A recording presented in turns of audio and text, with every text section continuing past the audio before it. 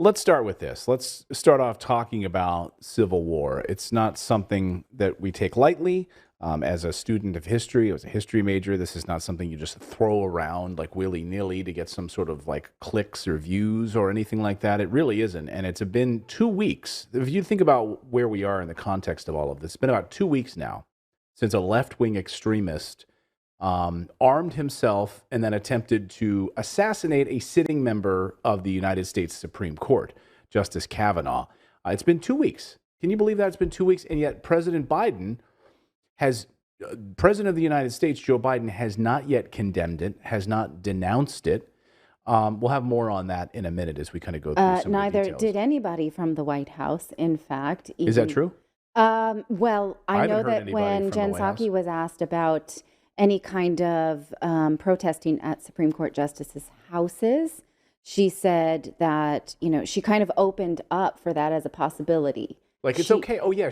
In fact, it was the opposite. They were like, well, we're happy about protesting. So if you want to go outside people's houses with firebombs, like that seems to be an okay thing to do, I guess. Well, but she did say that she believed that leaders should be free from harassment in their homes when it came to the pandemic. Oh, okay. And so the White House doesn't seem as concerned about this as we think that they should.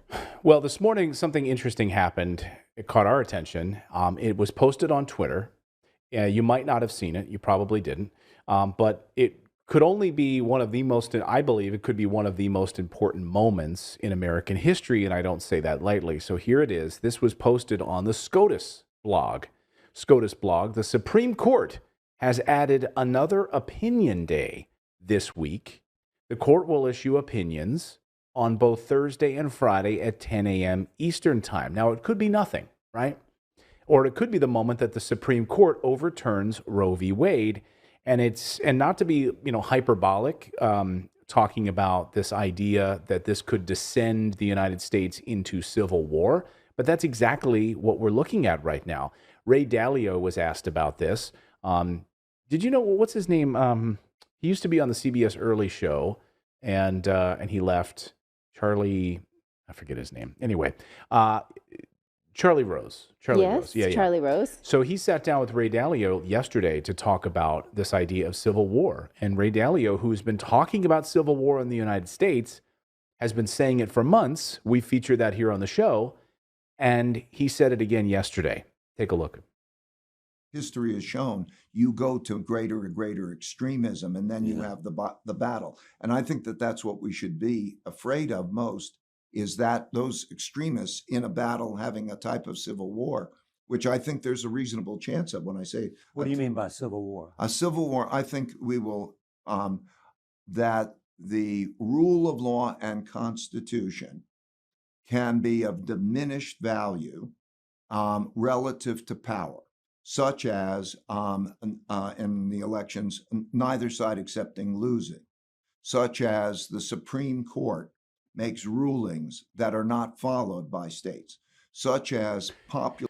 So Supreme Courts, we talk about Supreme Court decisions, or the Supreme Court not even listening to the concerns of the Texas Attorney General about the election, right? Think about that, right?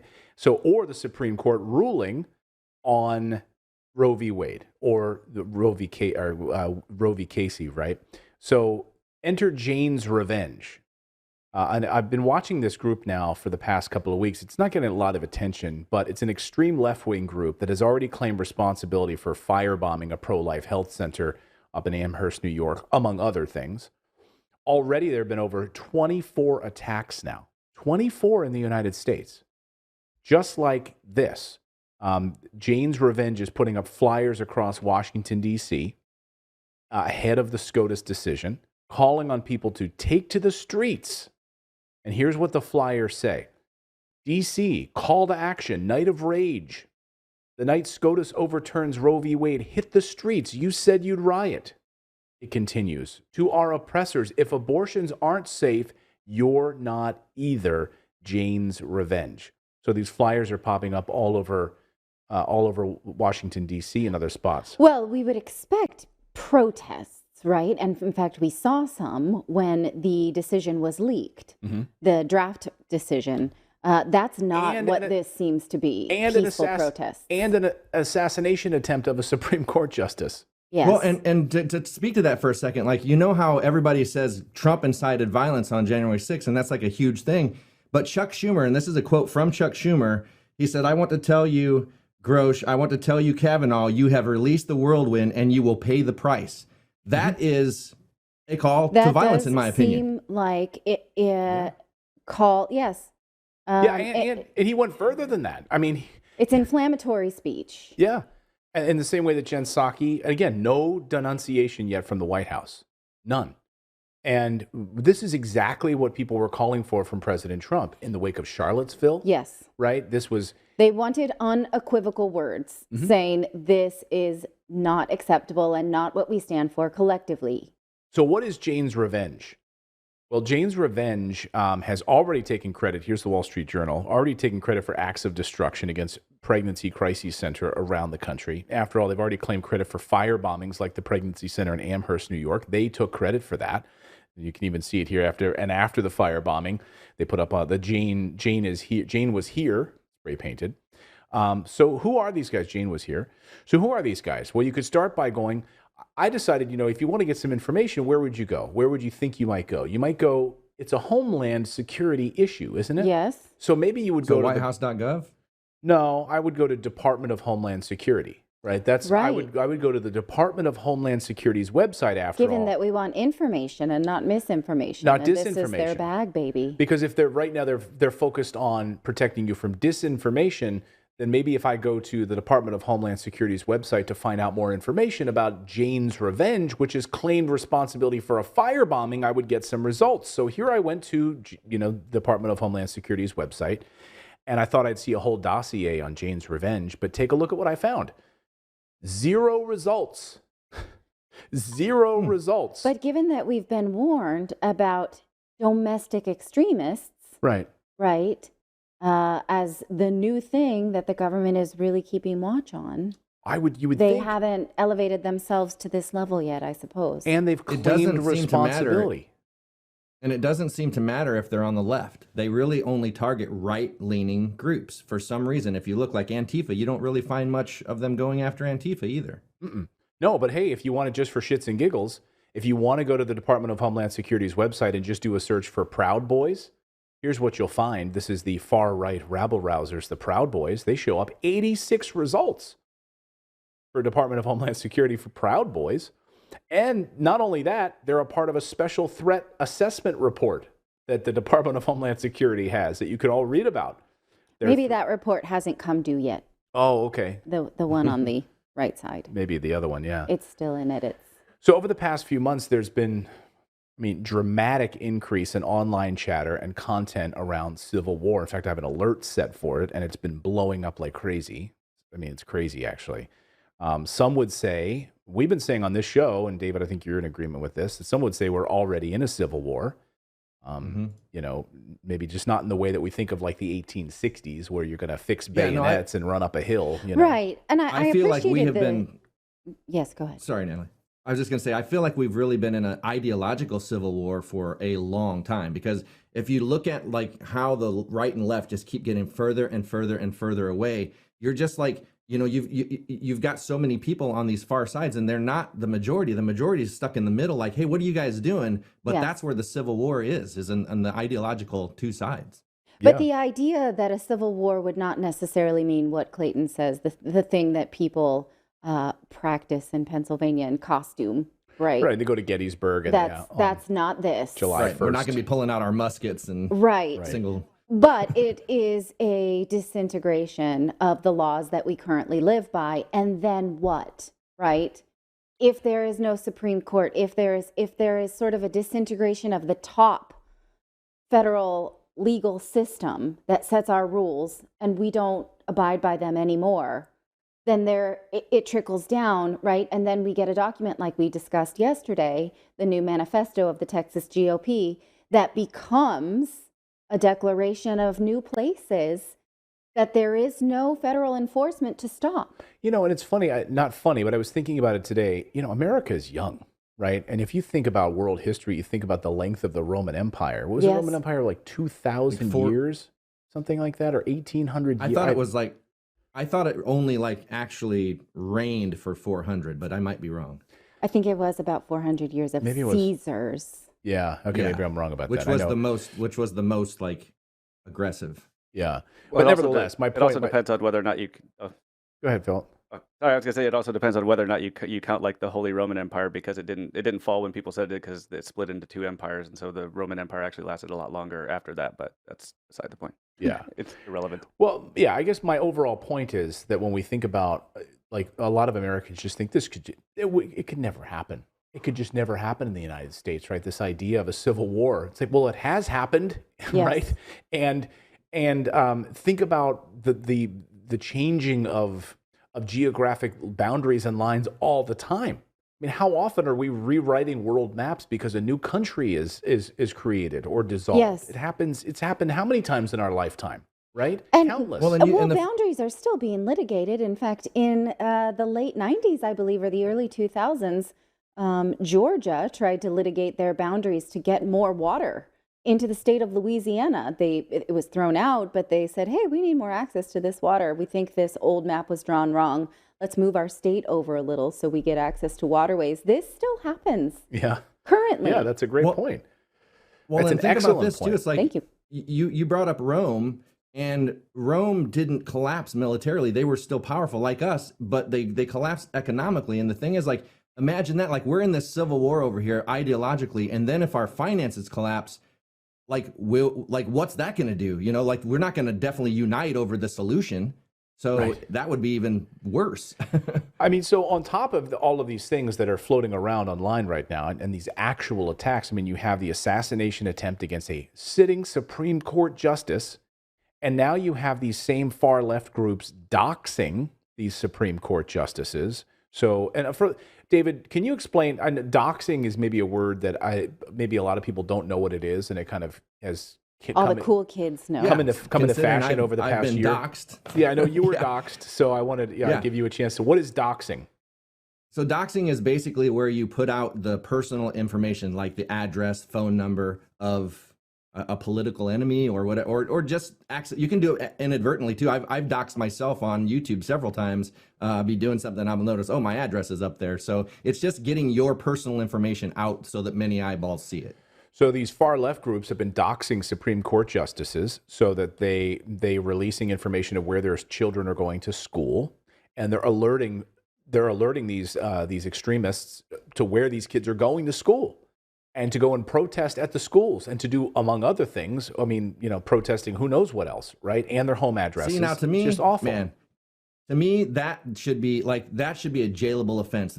Like, if you want to protest a Supreme Court justice, okay, I can see that, you know, but and peacefully protesting. But when you start doing it to the kids that have absolutely nothing to do with this, that is abhorrent. Well, that's what lawmakers are trying to do right now, is to find a fix this and to provide more security. So, and they're trying to get the attention of U.S. Attorney General Merrick Garland, who is the chief law-abiding officer in the country, right? Merrick Garland.